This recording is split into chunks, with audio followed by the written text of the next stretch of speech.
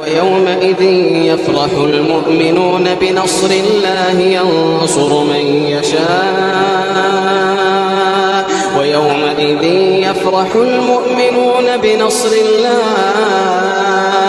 ينصر من يشاء وهو العزيز الرحيم. وعد الله لا يخلف الله وعده ولكن أكثر الناس لا يعلمون ظاهرا من الحياة الدنيا وهم عن الآخرة هم غافلون.